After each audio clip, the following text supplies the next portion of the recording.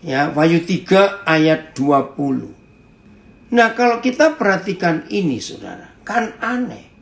Tuhan Yesus mau pulang ke rumahnya, tapi pakai ketok pintu, minta izin lagi. Nah, maka istilah saya begini. Silakan gereja-gereja memasang gambar-gambar Tuhan Yesus, silakan. Tapi gambar-gambar Tuhan Yesus, salib Tuhan Yesus yang kita pajang di gedung gereja kita, menurut Wahyu 3 ayat 20, belum tentu ada pribadi Yesus di gereja itu. Nah, cuma gambarnya saja kok. Maka itu gereja yang begitu kaya, gereja yang begitu aktif pelayanannya, gereja yang begitu megah, gereja yang begitu wah. Loh, Tuhan Yesusnya bisa ada di luar dan pengen masuk sampai ketok pintu. Tunggu ada orang yang dengar ketokannya, pintu dibuka baru masuk. Saya tuh mikir begini, saudara. Saya percaya saudara pun mikir yang sama. Saya percaya kok, saudara pun percaya. Kalau pintu gereja itu nggak dibuka, kuncinya, percaya nggak Tuhan Yesus tetap bisa masuk? Ya pasti. Karena dia Tuhan. Nah, kan lucu. Kenapa dia harus ketok pintu lagi? Ternyata, ya itu tadi. Tuhan Yesusnya diusir keluar. Oh, pertama kali Roh Kudus mengajarkan saya ini, saya menangis. Kenapa? Terharu. Begitu sopannya Tuhan Yesus. Dengar kalimat ini. Begitu sopannya Tuhan Yesus. Sangat sopan. Dia nggak mau dobrak. Dia nggak mau jebol pintunya. Enggak. Dia sopan. Dia tunggu. Ada yang membuka pintunya. Baru dia masuk. Saudara, ayo kita perhatikan ini. Begitu indah pribadi karakter Tuhan Yesus yang sopan. Nggak mau dobrak. Jadi periksa hidup kita. Ada Yesus enggak? Yang memerintah. Bukan cuma tinggal dan diam di hidup kita. Tapi memerintah. Ciri yang lain. Ya. Dari gereja yang mempraktekkan sihir. Gembalanya tetap pakai Alkitab kalau mengajar atau khotbah. Tetap pakai Alkitab. Nggak akan pakai buku lain. Tapi aneh, yang dikhotbahkan walaupun pakai Alkitab, tetapi tidak membawa yang mendengar atau jemaatnya untuk bertumbuh ke arah Kristus, supaya makin serupa dengan Tuhan Yesus. Biasanya hamba Tuhan seperti itu, akan menarik, anggota jemaatnya kepada dirinya. Khususnya, Ajun, Papa senang kamu gabung. Anak saya dari Timika. Belajar terus ya nak. Win, puji Tuhan kamu gabung. Dengar. Biasanya, hamba-hamba Tuhan, dalam tanda kutip, yang praktekkan sihir dalam gereja, yang didekati, yang diopeni bahasa Jawa, yang diberi perhatian khusus dan lebih, biasanya, kalau tidak semuanya, orang-orang kaya yang duitnya banyak. Biasanya hamba-hamba Tuhan seperti itu, orang-orang itu yang dicari. Aduh, ngeri sekali. Maka itu orang-orang itu selalu dilarang untuk mendengar khotbah dari pendeta lain. Sangat dilarang untuk ikut kebaktian di gereja lain. Ya, terima kasih. Di Instagram ada komen, itu motivator rohani. Betul. Ya, ada yang ngomong lagi di Instagram. Kalau pendeta maunya dipuja jemaat, jadinya gampang ngatur. Betul, itu sihir. Jadi tidak membawa jemaat ke arah Yesus Kristus, tapi ke arah dirinya. Ini yang harus hati-hati dalam kehidupan kita. Kita lihat ayatnya, Efesus 4, mulai ayat 14. Efesus 4, mulai ayat yang ke-14. Ada yang komen, untung saya nggak pernah diopeni, berarti termasuk nggak kategori. Ya maaf ya nak, papa ngomong kamu nggak punya duit. maaf, ini ada yang komen anak saya ini. Ya betul, itu namanya Mesias palsu. Betul, bukan mungkin lagi ya. Ada yang komen lagi, betul, sangat sering mendengar apakah dia itu jemaat atau anggota gereja atau tidak, minta maaf papi, sangat beda ya cara perlakuannya. Maka itu kita harus hati-hati. Ada yang tanya lagi, kalau pendeta yang hobinya naik turun surga tiap hari ketemu Tuhan Yesus, katanya gimana Pak? Jangan didengerin, dia punya travel sendiri. Surga dunia itu sering naik turun ke surga, maaf. Ada hamba Tuhan itu menyihir jemaat sehingga jemaatnya merasa, wih, jadi dia itu sering naik turun surga ya, hebat sekali. Nah, turun naik surga, hati-hati. Ya, oke, Efesus 4. Efesus 4 mulai 13. Sampai kita semua telah mencapai kesatuan iman dan pengetahuan yang benar tentang anak Tuhan, yaitu Tuhan Yesus Kristus. Nah, gereja yang pemimpinnya, gembalanya, selalu membawa kepada kesatuan iman, kekompakan, dan pengenalan yang benar tentang Tuhan Yesus, maka di gereja itu tidak akan bisa praktekkan sihir. Karena Tuhan Yesus yang ditinggikan. Ya, kedewasaan penuh. Jadi jemaat itu didewasakan. Ya, didewasakan penuh. Jangan dianggap anak kecil terus disuapin, enggak besar-besar, enggak dewasa. Ya, dan mencapai kedewasaan penuh dan tingkat pertumbuhan yang sesuai dengan kepenuhan Kristus. Jelas ke arah mana gembala itu membawa jemaatnya. Maka kalau semua hamba Tuhan, semua gembala membawa orang yang dipercayakan Tuhan untuk dipimpin, itu ke arah Kristus, bertumbuh ke arah Yesus, menjadi dewasa, mengenal Yesus dengan benar, bergantung penuh kepada Tuhan Yesus, enggak bergantung kepada gembalanya terus menerus, maka di dalam gereja itu enggak akan ada sihir. Sihir hanya dibuat oleh para hamba Tuhan yang ingin menarik jemaatnya ke arah dirinya, bukan ke arah Kristus. Apalagi kalau sampai orang-orang kaya itu bisa disihir. Ngeri sekali. Maka semua kekayaannya hanya untuk melayani gembalanya saja. Saya baca terjemahan lain. Pekerjaan itu harus terus berlangsung. Pelayanan itu harus terus berlangsung. Sampai kita semua semakin dipersatukan di dalam iman yang sama dan mempunyai pengetahuan yang sama tentang anak Tuhan.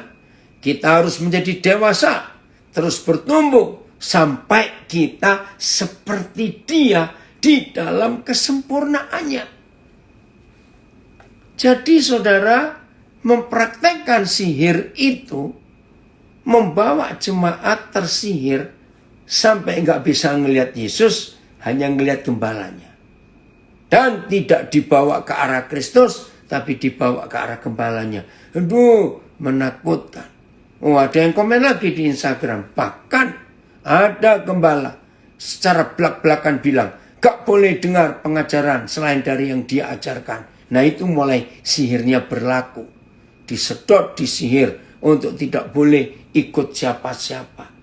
Ayat 14. Nah, ini dia. Sehingga kita bukan lagi anak-anak yang diombang-ambingkan oleh rupa-rupa angin pengajaran, oleh permainan palsu manusia, dalam kelicikan mereka yang menyesatkan. Ngeri sekali. Oke, ada yang nambahi. Orang kaya disihir dengan kata-kata begini. Taburlah 1M, maka Tuhan akan gantikan 1T. Dan orang-orang kaya pun tersihir alias ketipu. Pada membangun kerajaan dia semakin megah. Aduh Tuhan ampuni. Mereka mengajak orang-orang menuju surga. Sementara anak-anak yatim makan aja mereka nggak mau ajak. Iya, harus hati-hati kita praktekkan kebenaran itu. Jadi kita itu bukan lagi anak-anak, tapi jadi dewasa. Nah, ayat ini dipakai untuk yang salah. Maka itu tidak sedikit hamba-hamba Tuhan praktekkan sihir dalam gereja pakai ayat ini. Maka itu saudara, supaya saudara tidak salah pengajaran, saudara nggak diombang-ambingkan oleh khotbah ini khotbah itu. Saudara dengar saya saja. Ngeri sudah kalau begitu. Ini namanya sekte atau bidat, karena membawa orang ke dirinya, bukan ke arah Kristus. Jadi kita bukan lagi anak-anak yang bisa diombang-ambingkan oleh rupa-rupa angin pengajaran, oleh permainan palsu manusia dalam kelicikan mereka yang menyesatkan. Terus ayat 15. Tetapi dengan teguh, dengan kuat berpegang kepada kebenaran di dalam kasih, kita bertumbuh di dalam segala hal. Perhatikan, kita bertumbuh di dalam segala hal ke arah Dia, yaitu Kristus yang adalah kepala. Oh, luar biasa. Ada yang komen dari Malang. Untungnya sihirnya sudah dilunturkan sama COVID. Haleluya. Iya, karena COVID ini merubah semuanya. Coba lihat ayat 15 dalam berapa terjemahan. Karena ada kalimat yang kita mau teliti. Ayat sebaliknya, mengatakan kebenaran dalam kasih, kita akan bertumbuh dalam segala hal kepada Dia yang adalah kepala, yaitu Kristus. PS. Tidak. Sebaliknya kita harus menyatakan hal-hal yang benar dengan hati penuh kasih, sehingga dalam segala hal kita makin lama makin menjadi sempurna seperti Kristus yang menjadi kepala kita. TSI. Sebaliknya, marilah kita berpegang terus kepada ajaran yang benar dan selalu saling mengasihi. Dengan begitu, kita akan semakin bertumbuh menjadi seperti Kristus dalam semua sifatnya. Berarti kita sebagai anggota-anggota tubuh Kristus akan semakin menyerupai Dia yang adalah kepala atas kita. Nah, gereja yang benar tidak praktek sihir, maka jemaat yang dipimpin itu semuanya dari hari ke hari, dari waktu ke waktu makin mirip dengan Tuhan Yesus. Semuanya dibawa ke arah Kristus, bukan ke diri, si gembala itu atau pendeta itu. Nah, inilah yang Tuhan rindukan. Ayat 16-nya. Masih 5 terjemahan ini ya. Daripadanya lah, dari hidup Tuhan Yesuslah, seluruh tubuh yang rapi tersusun dan diikat menjadi satu oleh pelayanan semua bagiannya, sesuai dengan kadar pekerjaan tiap-tiap anggota, menerima pertumbuhannya dan membangun dirinya di dalam kasih. Semua diarahkan ke Tuhan Yesus, bukan kepada diri hidup si hamba Tuhan. Darinya seluruh tubuh tersusun dan diikat bersama-sama menjadi satu melalui topangan setiap sendi. Jika masing-masing melakukan bagiannya, tubuh akan bertumbuh sehingga membangun dirinya sendiri dalam kasih. PS, di bawah pimpinannya, nyanya huruf besar, Tuhan Yesus, di bawah pimpinannya, jadi hamba Tuhan yang benar, yang tidak praktekkan sihir, Maka kalau gembala itu memimpin, maka semua anggota tubuh itu tersusun rapi dan saling dihubungkan oleh sendi-sendinya masing-masing. Dan kalau tiap-tiap anggota itu bekerja seperti yang seharusnya, maka seluruh tubuh itu akan bertumbuh menjadi dewasa dan kuat melalui kasih. Jadi kelihatan sekali gereja yang benar, masing-masing anggotanya semuanya ke arah Kristus. Maaf. Maka kalau sampai ada suatu gereja, di dalam gereja itu misalnya kelompok-kelompok, klik-klik, tahu ya, klik.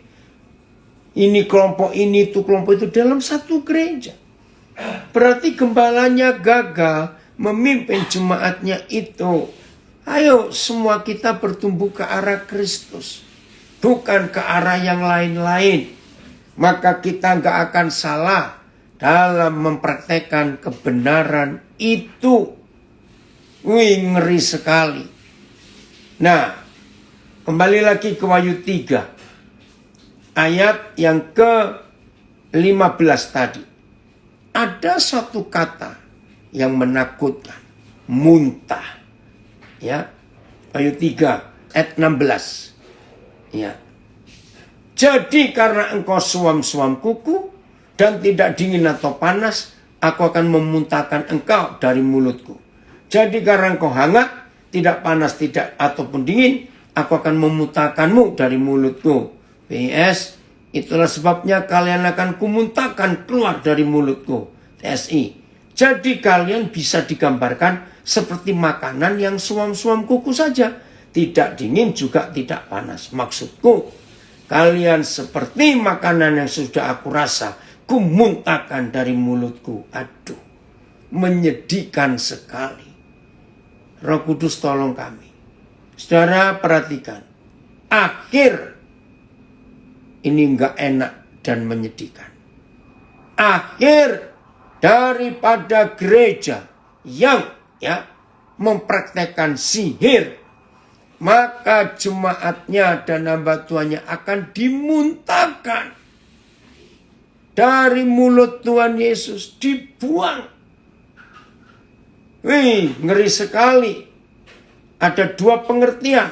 Kalau kita lihat beberapa terjemahan ini, pengertian dari TSI, begitu kita jadi makanan Tuhan Yesus, kan kita makan dengan dia, dia makan dengan kita. Ya, kalau tadi kita lihat ayat 20-nya. Begitu dia makan, kok nggak enak, maka dimuntahkan.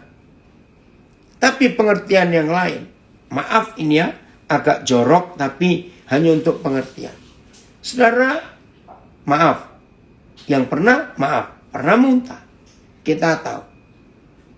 Makanan yang belum dicerna, jadi masih berwujud makanan itu. Karena orang itu masuk angin atau lambungnya bermasalah.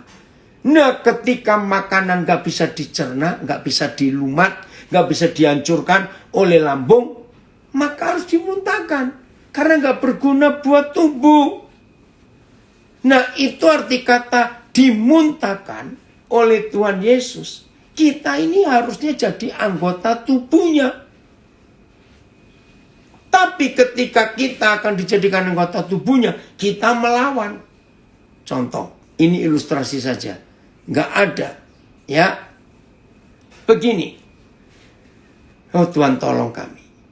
Mungkin nggak kalau malam ini kita makan bakso, terus besok pagi kita bangun, baksonya nongol di lapisan kulit bawah pipi. Baksonya nongol di leher sini. Baksonya nongol di lengan. Nggak lucu. Begitu pula kalau kita makan mie. Nggak mungkin besok terus kelihatan panjang-panjang di dahi. Panjang-panjang di leher. Di badan kita, di kaki. Kelihatan mie-nya. Wih, menakutkan sekali. Nah, praktek sihir dalam gereja. Gembala tidak membawa jemaatnya menjadi sama seperti Yesus. Tapi tetap utuh. Nggak mau dicerna, nggak mau dilumat, nggak mau hancurkan. Ini dia ngeri sekali. Oh, ada yang tanya bagaimana dengan pendeta yang melakukan penyembuhan di jalan-jalan yang lagi viral sekarang? Nah, asal nama Yesus, nggak pakai macam-macam, nggak apa-apa. Dan hamba Tuhan itu tidak membawa orang-orang itu ke arah dia. Ya semuanya suruh cari gereja yang sendiri. Nah, jadi kita harus tahu dibawanya ke arah siapa. Maka itu Efesus tadi jelas sekali. Nah, jadi dengan Wahyu pasal 3 ayat 16 ini, tidak ada lagi di antara kita yang bisa dimuntahkan oleh Tuhan Yesus, karena saudara dan saya mau dilumat, mau dihancurkan, sehingga bentuk asli kita tidak kelihatan lagi. Yang nampak hanya Tuhan Yesus yang nyata lewat hidup kita, dan Tuhan dipermuliakan. Ini luar biasa. Jadi itu yang Tuhan suruh di hidup kita ini. Jelas ya kalau begitu? Betul. Ayo supaya semua kita mulai hari ini hidup dalam kebenaran yang sesungguhnya. Tidak ada satu orang pun di antara kita ya yang tetap ngotot pada kekerasan hati kita untuk tidak mau mengutamakan Tuhan dalam hidup ini. Terpujilah Tuhan kalau hidup kita betul-betul menyatakan Yesus. Jadi tolong ya, gereja-gereja masih mempraktekkan sihir. Ayo hari ini kita bertobat. Jangan sampai Tuhan menolak kita pada akhirnya. Tapi lakukan yang menyenangkan hatinya. Buatlah sesuatu yang menyukakan hatinya, yaitu mengikuti dia. Wahyu 3 ayat 19.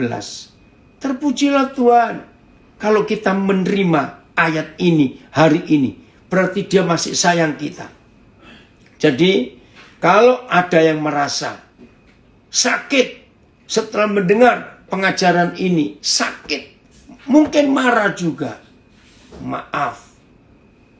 Mungkin yang merasa sakit itu yang sedang praktekkan sihir, maaf. Maka itu ayat 19. Barang siapa ku kasih, ia ku tegur dan ku hajar. Sebab itu relakanlah hatimu dan bertobatlah. Mereka yang ku kasih, ku tegur dan ku hajar. Ngeri sekali. Ya, relakanlah hatimu dan bertobatlah. PS, orang-orang yang ku kasih, mereka lah yang ku tegur dan ku cambuk. Karena itu hendaklah kalian bersemangat dan bertobatlah dari dosa-dosamu. Hai anak-anakku yang terkasih, akulah yang menegur dan mengoreksi kalian. Karena itu nyalakanlah api semangatmu kembali dan bertobatlah. Puji Tuhan, kalau kita masih ditegur hari ini, merasa teguran, merasa cambukan, merasa hajaran Tuhan, berarti kita masih disayang dan dikasih oleh Dia. Amin. Ada yang komen, setuju organisasi gereja yang benar adalah mendidik cuma dalam kebenaran dan membawa kepada Kristus sebagai kepala. Puji Tuhan. Untuk itu, amin. Tuhan tolong kami semua untuk mempersiapkan diri melewati krisis ini dengan kemenangan. Setuju? Jadi saudara, kalau kita masih ditegur oleh Tuhan, kita bersyukur karena Dia masih sayang kita. Pengaruh paling jelek dari masalah sihir ini adalah pada akhirnya yang tersihir ini sangat terlena dan jadi susah bertobat. Betul nak? Ini hamba Tuhan Gembala dari Makassar berkata. Maka itu kalau kita baca Matius 7 ayat 23 menakutkan. Aku berterus terang.